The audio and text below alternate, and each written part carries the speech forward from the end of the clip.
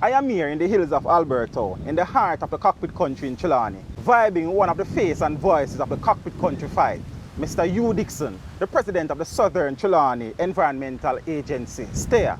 Mr. Dixon. Yes, sir. How are things, sir? Respect. Everything Enough all social right? distance between the two of we can reason. Yeah, yes, but sir. everything good? Everything good. Teach them! Always make sure the message will reach them! Mr. Dixon, Yes, sir. the last time I saw you was at the protest in Kingston, the March to Parliament. March to Parliament to protest the mining of bauxite in the Cockpit Country. Yeah. Yes. And many persons were appreciative of that effort and that initiative. Yeah. But what has been going on since that? Well, you know, that's been so long ago because we're almost half a year in 2020 now. Yeah. And well, with COVID-19, there has been a lull. I mean, for the most part, we have been expecting the protocol to continue, which would involve the release of the environmental impact assessment on Cockpit Country so that the general public can read it, critique it, and give feedback, as well as to find out if it did say that mining was appropriate in these lovely hills behind us, or if it is a risky proposition in the face of all we know. Yeah. And all that it represents, especially with the new revelation that we now have ahead of us, COVID-19, which is likely to be here with us to stay. Yeah. We haven't heard anything of its release. We haven't got any indication of new timeline for its release. And we are still resolute. We're advocating for no mining and mobilizing towards that objective quietly. We haven't had any ability to do And in public. any public and particularly group gathering. So essentially the Southern Trelawny Environmental Agency occasionally makes little commentaries on our Facebook page to keep people abreast of what's happening. But for the most part it is quiet, and we are waiting with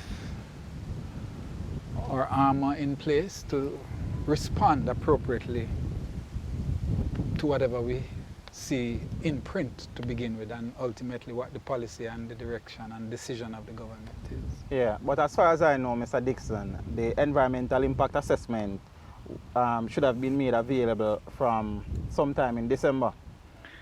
Yes, the National Environmental and Planning Agency said it should have come out in December.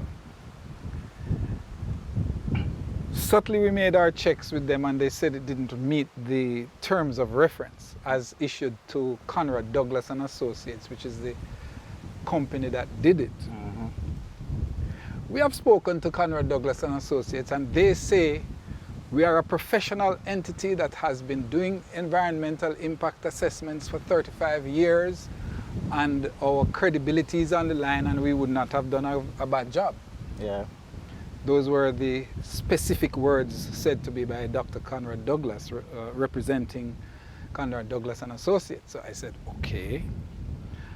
And clearly NEPA says that there was, the guidelines weren't followed.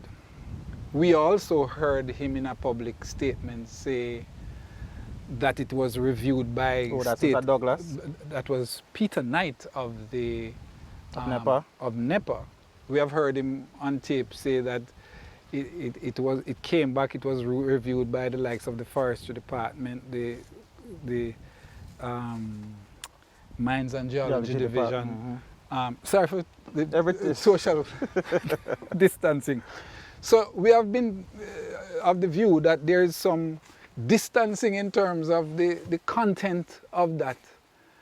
On the one hand, what the terms of reference says, and what the professional document produced by Conrad Douglas and Associates says.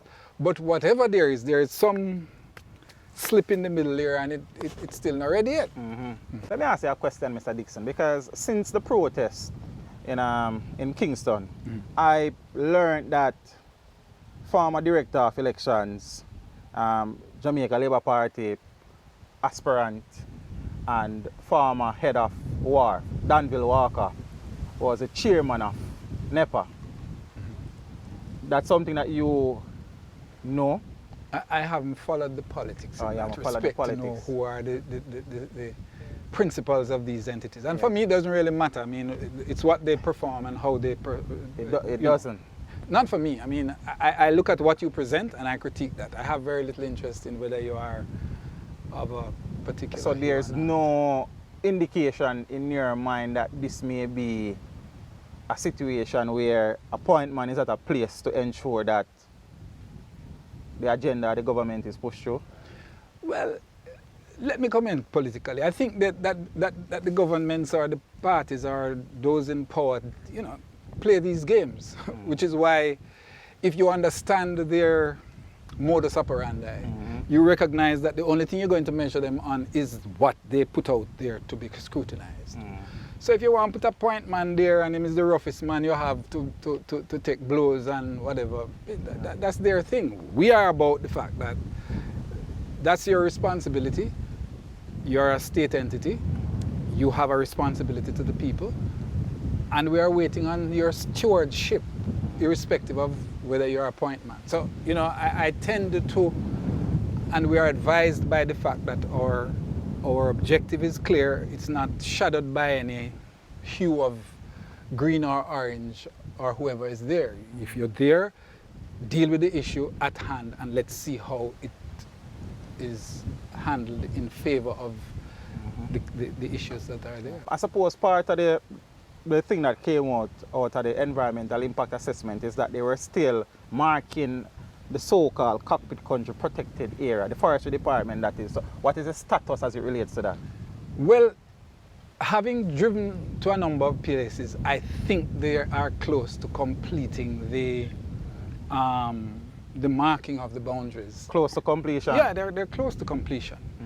As a matter of fact, our impression is that the delay or procrastination in bringing forward the process of the environmental impact assessment to make it public is to get time to finish it so that you can fast track the legislation which will go to Parliament and have it gazetted as the official boundary for the Cockpit Country. The positions are being, the markers are being placed there. Sophisticated markers sponsored by the European Union. Yes. And they're being put around there. So we know that is happening. I suppose a strategy will evolve once they are finished. And then how do you now get this through and push it through the system and gazette it? That would seem to be the tactical strategy to be deployed by the state. But we know that that would be the thing to do while you're delaying. We know that they're out there putting them down on the ground. And the question is, we have a dispute. So what are you going to do with these markers that would be this disputed boundary? Because it's in dispute. So whether you put a point man there or not, the fact is that we are questioning it. And the integrity of any state management is to consult with the people and see if what you are quietly doing is consistent with the best interest of the people who you serve, or you're just seeking your own aggrandizement by doing it that way. But they have publicly stated, Mr. Dixon, that they have done consultation with various communities, especially in SML 173, which is the biggest bone of contention apart from the physical boundary itself. Well, Teach, I am aware of a meeting that was held in Sawyers, which is just down the road from here, which I attended. And the second one that I went to in Ulster Spring, which is the community down behind us here in the backdrop. There would have been about 2 or so before in communities in St. Anne, prior to those 2 in Trelawny. Conrad Douglas and Associates, representing the EIA team, came to consult with STEER as a team. And Minister Bobby Montague would have come as well. And the leader of the opposition, Dr. Peter Phillips, would have come to consult with us. I am not aware of any other consultation that would have taken place outside of that. So if there is a hurrah about consulting with people, we don't have any knowledge of it or have not been invited. Okay. And if what I attended is the sum total of the consultation, it would be grossly inadequate. But Mr. Dixon, the COVID-19 situation, Yes. would you be in a position to admit that it might be a blessing in disguise for the Cockpit Country stakeholders group? In that, because as far as I am concerned, the government seems hell-bent, come hell or high waters, mining will begin in SML 173. So is it that the COVID situation has bought you some time, or has actually have given the government some more time to get themselves together? I think it has given us all time. I think it has given the government time to revisit the issue with a view to define for itself and for the people in the affected areas and the nation as a whole what would be a solid plan to go forward. Pardon me for getting emotional. But that's how I think you would operate if you were prudent, shrewd, full of integrity, and ready to act in the interest of the people. So that's government. Yes. If you were, but if you were like us, you would start looking around as we have been doing and realize that people saying, here one man, country partially locked down, people losing them jobs, the entire tourism sector has been closed down, and all the kids, young people who leave here to go to the North Coast to their jobs are at home. The majority of them have gone planting food for food security. And they are breaking new ground. As you can look behind me and see there are little plots, new opening plots in the bottomlands of Cockpit Country. The same place that the government would intend to go and move. So when there is another pandemic, we don't have them places to forget, because they would have been dug out. So from a local standpoint, there are people reverting to this resource as a source of sustenance, both for survival, food security, and the fact that it may be the alternative to their employment that is insecure in the employment arena that is closed down. So when you look at it from that perspective, yes, you are recognizing the value, the increased value that has come in light of COVID-19 to this kind of place. And well, in terms of me, is the average person say, man, no make them touch you, because me I plant like a food. Livelihood. So I'm saying, if you put the two things together, if you put the state's opportunity to rethink and superimpose it on the people's understanding suddenly of the value of their resource, then you would have a visionary state that is coming forward and saying, based on all of this, we don't have to tell you no more. You see, that is living in a optimistic mind frame situation. But I suppose the reality that we're facing though, Mr. Dixon, from my own assessment and analysis of the situation, because we're seeing, well, I don't know if you have seen, but I've seen where no resource have been spared in trying to get Noranda to look like the good neighbor and the good guys. We say they contribute beds to infirmary down at St. Ann, providing scholarship. They have been very active on social media, advertisements in mainstream media. So is it that groups that are pro-Cockpit Country and who want to see the preservation or the continued preservation of the Cockpit Country is actually losing ground now to not only the government but also Noranda? Teach, let's talk straight. If you are a corporate entity that has a business right here, look at this landscape. You're operating within the confines of an economy where people pay tax. They are gainfully employed for the most part, a lot of them independent. And they expect you to take care of their schools, they expect you to take care of their infirmary by their tax payment. And you have the corporate entity coming and saying, we paint up the school and we give a little scholarship. And therefore, we deserve to be given the right to dig up this place and treat it the way we want to treat it. Because we give you a little token assistance to go to school, give you a little scholarship here and there. And you as the state accept that because of that, it's a sufficient trade-off to destroy it? It would appear that way. Well, let them answer that. These are the days when you have to just be blank and blatantly honest. Yeah. If your PR is to say to me that the things that are part of your responsibility as a state, that you invite a partnership with a company that comes to exploit your resources, and in so doing, justify its doing so by the fact that it gives token assistance to your people? I can't say it. But you see the problem now with that, Mr. Dixon. You know we operate as Jamaican. Anybody can give one tin mackerel and couple white fowl and some feeding. We're not business about nothing else apart from our own sustenance and survival. So aren't we now running the risk of a Noranda, quote unquote, buying out the people? And persons who probably a year ago were adamant saying no mind him can't go on a Cockpit Country may be changing their tune. Then teach them. Then teach them. And what would be the instructor saying? If your government joins in partnership with an entity that buy out your people, or sell them out, when that is your role to protect them. Oh. But you and me know, Mr. Dixon, saying no really matter what go on. The people, them Messiahs and Ulster Spring and Albertown and Alps, still are going to vote how they have been voting for eons now. Yes, and nothing really matter to them. As long as... I believe there's a paradigm shift. I believe that COVID-19 has done some things. Well, a lot of things.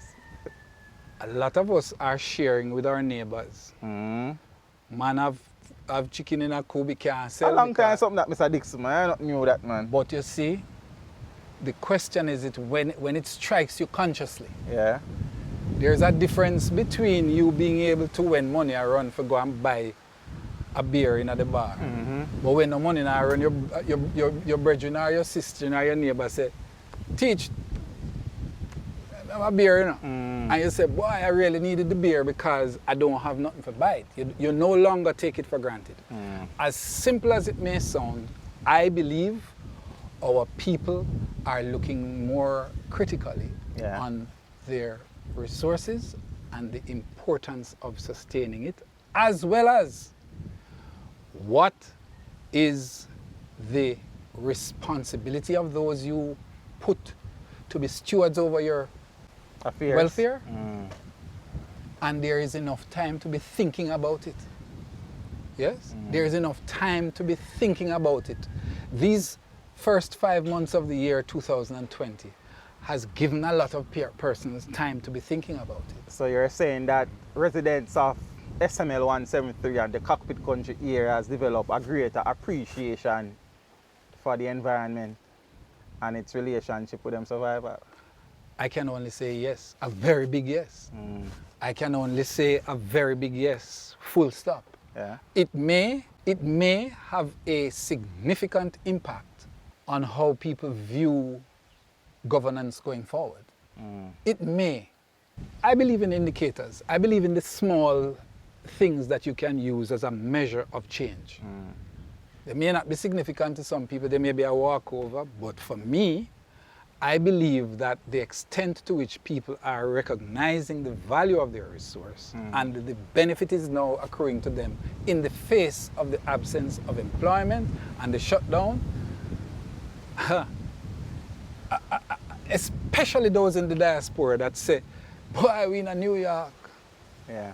Can't come a yard. But you see the people in the diaspora, even though they contribute to remittance and they come back and they invest and stuff, they are not really and truly the ones voting when election come in, Mr. Dixon. And before you say anything else, one of those people are going to watch and say, watch him now.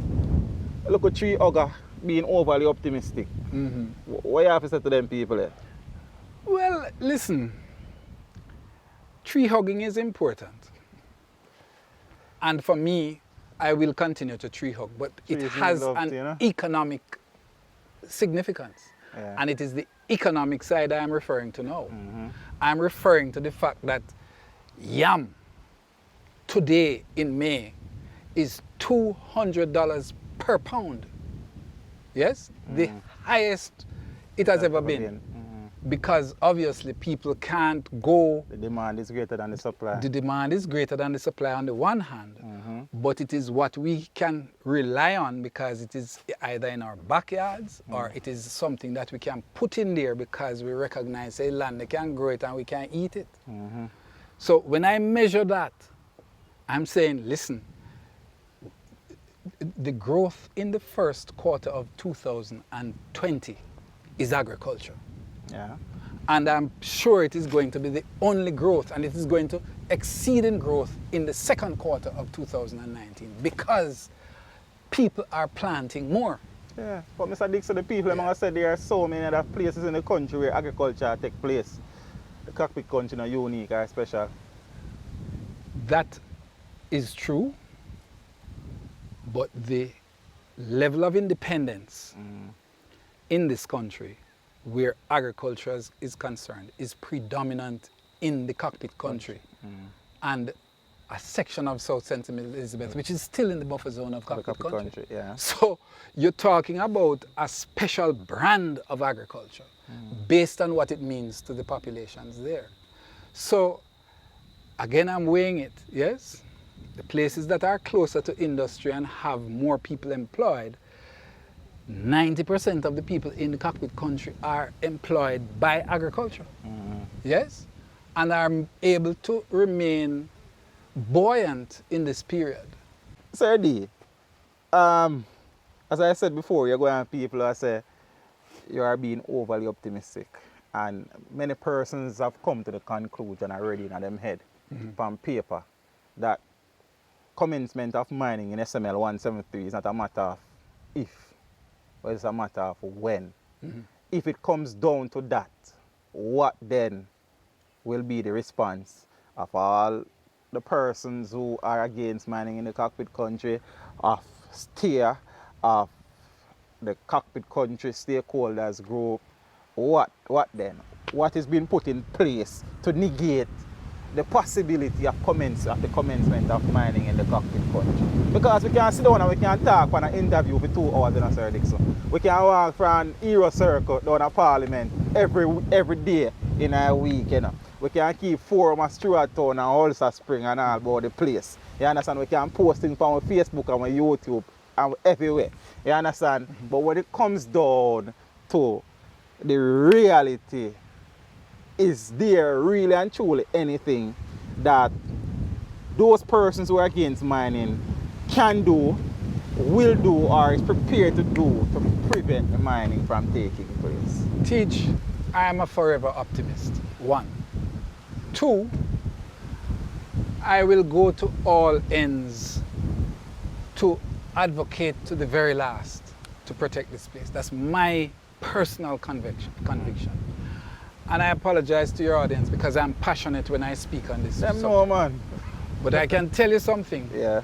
I know far more passionate people out there in my area that we're looking at here than I am. Yeah? And I passionate in conversation and passionate in reality. Well, two different things, you know, Mr. I Dixon. can't speak.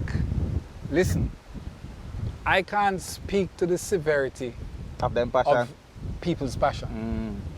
I can say I will go all out, and my optimism says to me that for what we have done and for what feedback I have got and what I hear coming, I don't think that any smart administration, and I repeat, I don't believe any smart administration that has an understanding of politics and the dynamism of human behavior in response to their needs would be callous enough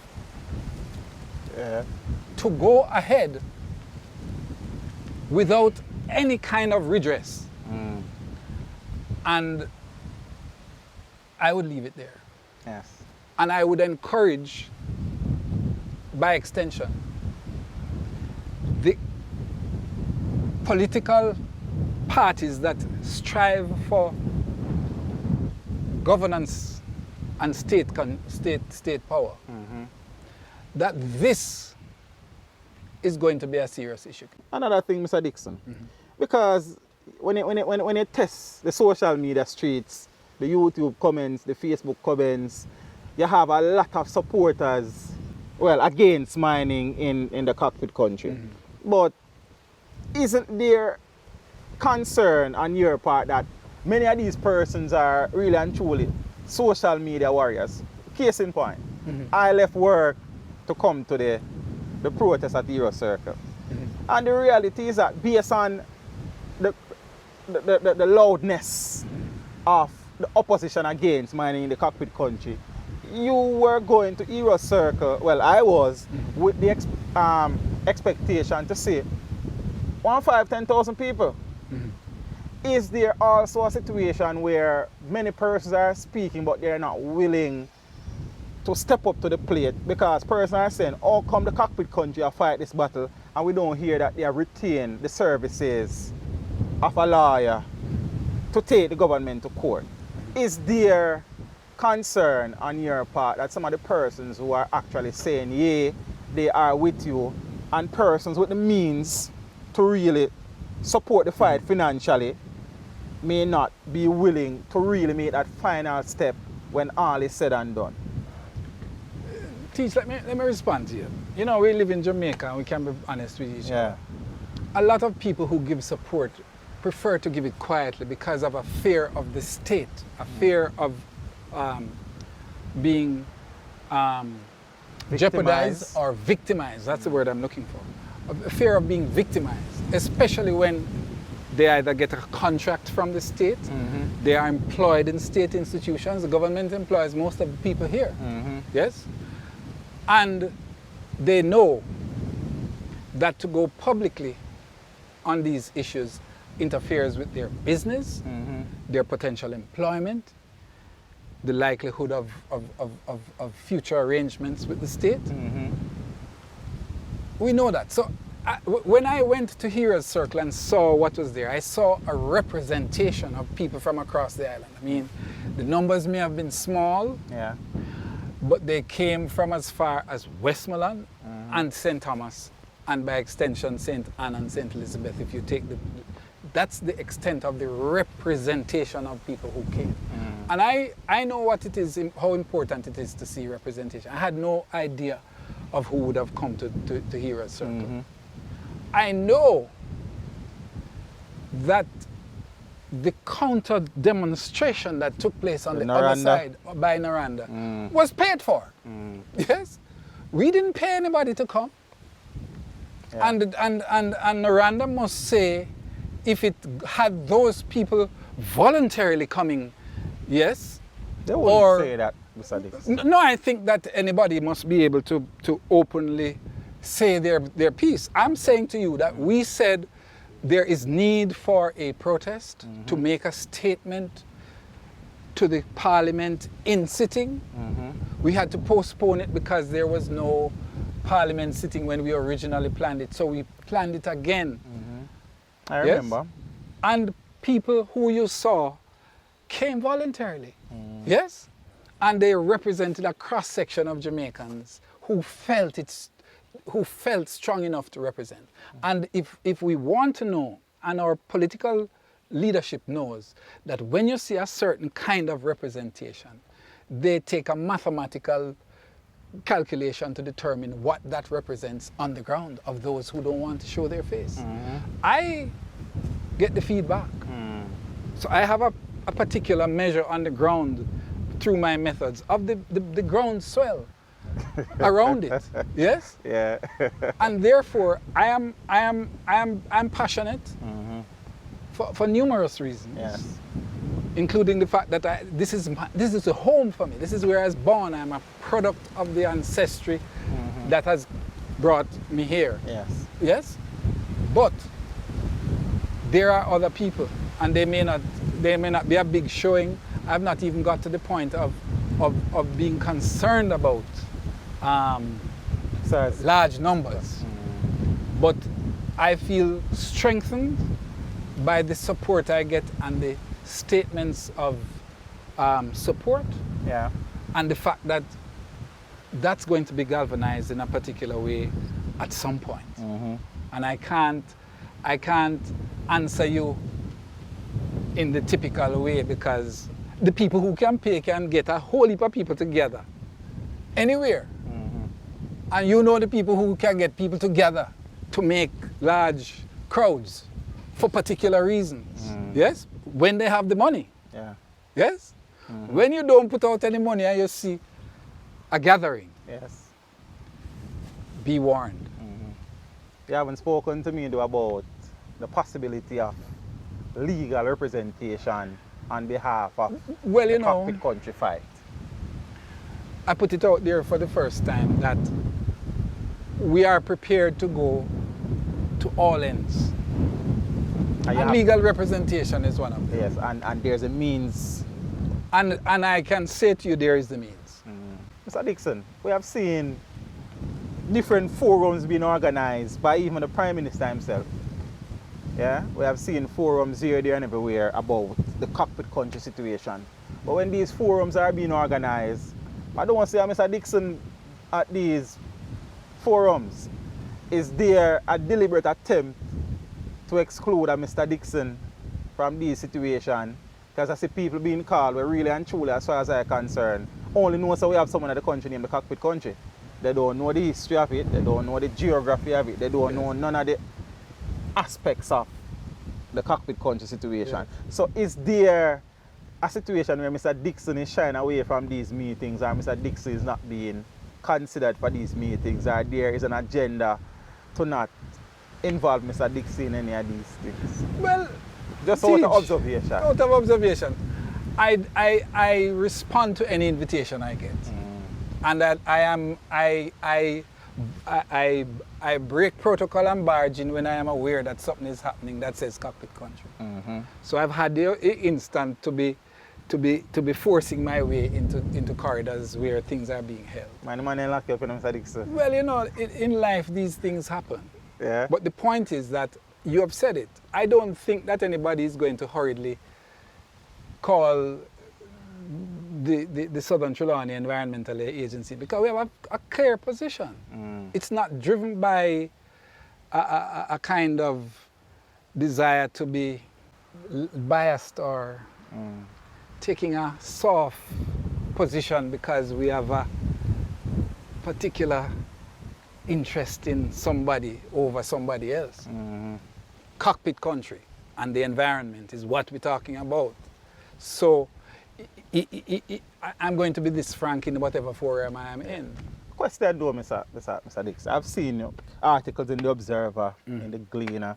Dan Jackson Miller did a piece the other day on the situation. Right? I have seen you in many forums. Seeing that you have been really and truly the face of the Cockpit Country fight and one of the most consistent voice, has it ever occurred to you that you probably need to find some way to really and truly have a face-to-face discussion with the Prime Minister to deliver your concerns and the concerns of the people who you represent, seeing that he is the main man in the thing, he push what needs to be pushed and get what needs to be done, and you are the one pushing back? Wouldn't it be beneficial to everybody involved for some form of forum, whether it is you and him alone, whether it is the whole steer or Cockpit Country stakeholder group, and he and his team, his technocrats, because apparently he has people advising him on certain things. Why has there not been a situation where both parties sit down, put them cards on the table, and either come to some consensus, leaving disagreement, or something? Well, let me speak humbly. I mean, I'm always respectful of elected representatives, particularly a Prime Minister of the country. I think that there has been enough articulated and said that from where I humbly sit, I would hasten to sit with the Prime Minister, if so called. I've not been called. Have you ever sought that opportunity? I think in every opportunity that arises, and I say it on your Teach Them, if the Prime Minister were to in any way feel it appropriate to call on Steer and myself to be involved in a process, I would hurriedly go and be a part of assisting in a conversation that would lead to some prudent understanding and decision making in relationship to this, because of where we are, what we have studied over an extended period of time, and what we know it means to the economy of Jamaica, the people of Cockpit Country, and the sustainability of our environment and our livelihoods going forward into the future. I believe it is critical.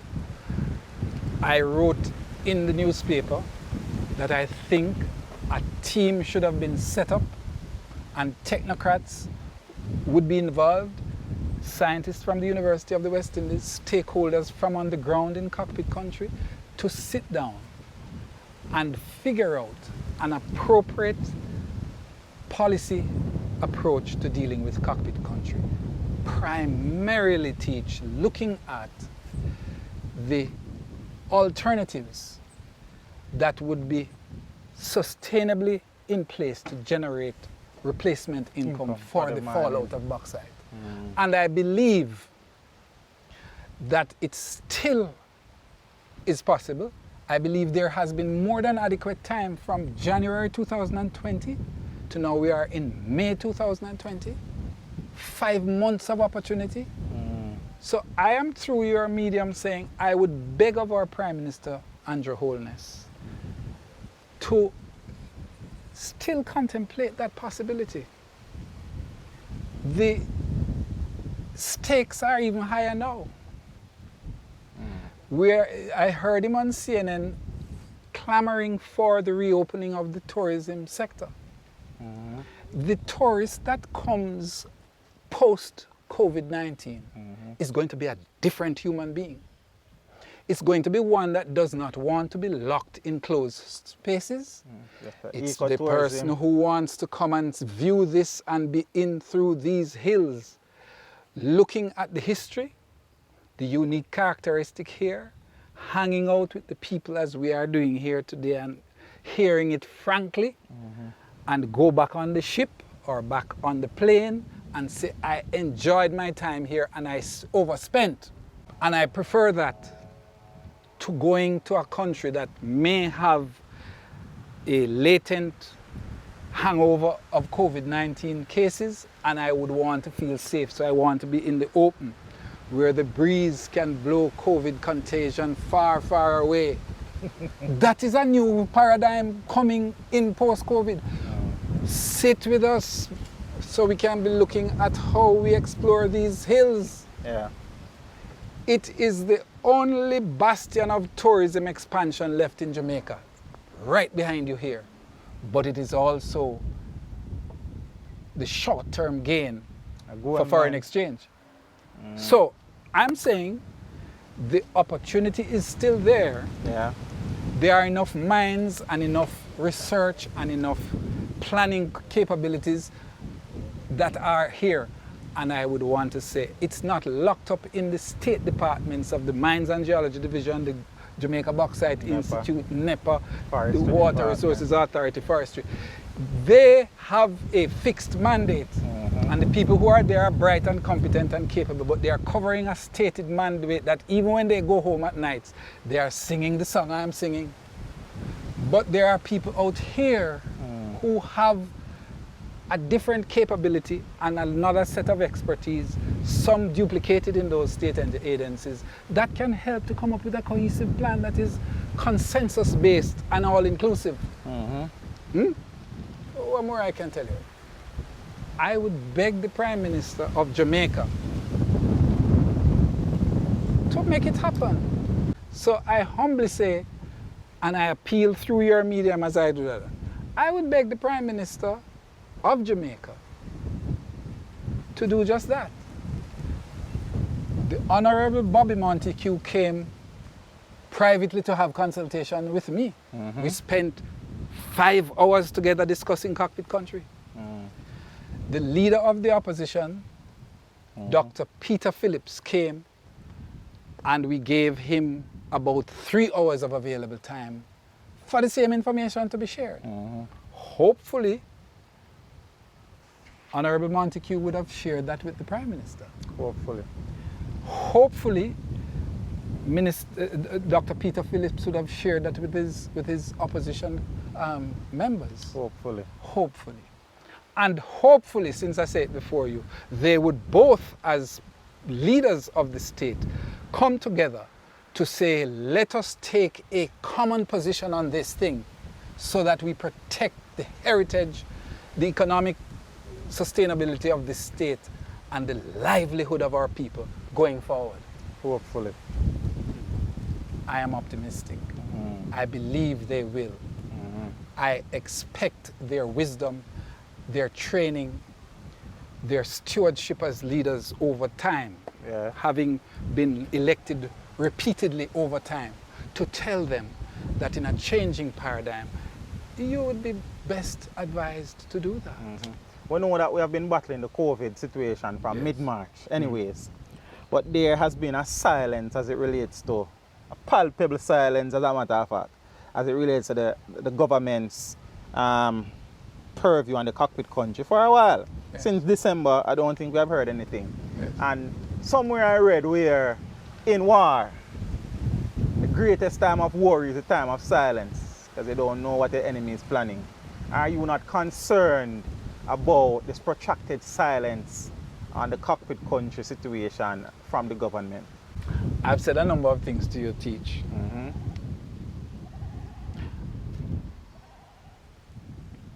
We're coming up to the hurricane season. Right, basically there. Calm before the storm. And I believe that the calm seems to be transcending from the different sides in this polarized issue. I am appealing in calm. Because when the winds pick up, you never know what speed they come at. What is your ultimate aim, goal as it relates to a resolution for the impasse in relation to the Cockpit Country situation, the stakeholders, NERAND and the government? I humbly submit that there needs to be a reconsideration of the boundary, which has been studied, and recommendations are there to ensure that we would protect the Cockpit Country if we increase what is the current designated area to include a transition zone and a buffer. So basically you want the Cockpit Country stakeholders boundary to represent the best possible consensus that there is. Yes? And without that, anything else you do is destroying the integrity of Cockpit Country. Because any other boundary that would be advanced now is compromising the entire landscape. So if you start with that, you can get to the alternatives, the opportunity costs, the cost-benefit analysis, and look long-term. It's not rocket science. Yes? Tractable at the Southern Trelawny Environmental Agency. Our email address is info@stea.net. That's the acronym for Southern Trelawny Environmental Agency. So that's there. We also have our Facebook page, which is where we communicate a lot. So people can make contact through there to make contact with us. And our telephone number is 876-393-6584 to make contact with the organization. Basically going forward, we are poised to contribute to a dialogue that comes to the consensus I just expressed. And I think I would humbly ask for that dialogue to be pursued with a broader stakeholder base of people who are affected and those who know the science and the implications economically. And let's move forward, you know. Here is COVID-19. We have had a fallout. We need to recover our economy, and we need to look at what resources we have. Yes? We need to look at the relationship of those who we are dependent on and how they are, for the most part, unable to help us through this. So we reduce our reliance and become more self-reliant. Self-sufficient. And self-sufficient. And those are critical things. You don't know if you don't dialogue with the people who have the ability to be productive and to increase our productivity as a state. And the productivity is coming out of this. Let's watch the figures of the growing sector, and let's watch what we are hoping to have resurgence to bring back the economy, and you will find out that you're depending on this to do it. It's always a pleasure. Yes, you know, we're always there, you know. Yes, sir. To champion the cause, because as a Jamaican first and foremost, but as somebody who was training in geography and may I say to and you that environmental your science blog and YouTube channel has served to particularly inform a lot of people. Congrats to you. So in a strange way, you never know how Teach Them is making headways into the deep bottomlands and nested households across the island. Yeah. So don't think it's me alone. Respect, sir. Yes, I am. Teach them. Hey, yo, hello. Send the message and make it reach them. It's Teach Them right here. Warlord representing. Thank you for watching. Please leave a comment below. Remember to like and share the video. Don't forget to subscribe for more awesome content. Follow me on social media and check out the suggested videos on screen. This is Teach saying, until next time, walk good, my friends.